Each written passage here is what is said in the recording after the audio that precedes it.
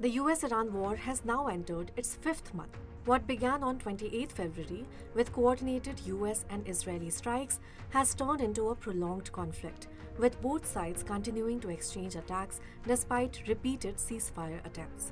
And every week of fighting is adding billions to the cost.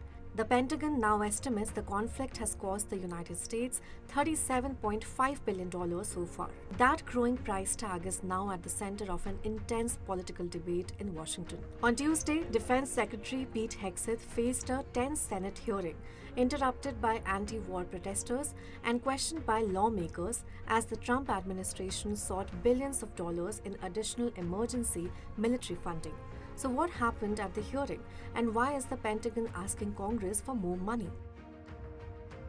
Speaking before the Senate Appropriations Committee, Hegseth said the conflict has cost the US $37.5 billion so far, up from the Pentagon's estimate of $29 billion in May. He said the figure includes war-related spending and projected costs through 30th September, the end of the current US fiscal year, though the Pentagon did not explain exactly how the estimate was calculated.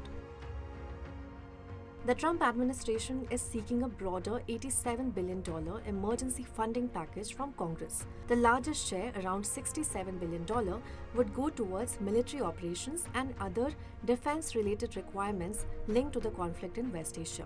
Separately, the administration is also pushing for a $1.5 trillion Pentagon budget for the next fiscal year, one of the largest defense budgets in modern US history.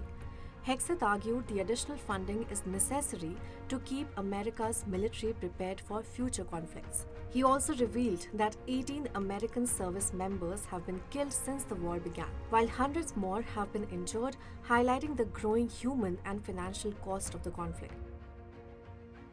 Now, many lawmakers remain unconvinced. Senator Patty Murray questioned why the administration was seeking billions more, while President Trump has repeatedly suggested the war was nearing an end. Others asked whether Washington has a clear long-term strategy or risks getting drawn into another prolonged conflict in West Asia. The hearing grew increasingly heated as anti-war protesters repeatedly interrupted proceedings. The funding request now moves to Congress, where its approval is far from certain. Most Democrats oppose additional funding for the war, while some Republicans want spending cuts elsewhere before backing the package. The debate is expected to continue in the coming weeks as lawmakers weigh both the rising financial cost of the conflict and America's long-term strategy in the region. As the war drags on, Washington is no longer debating only how to fight it, but also how much more it is willing to pay. Follow Business Standard for more stories.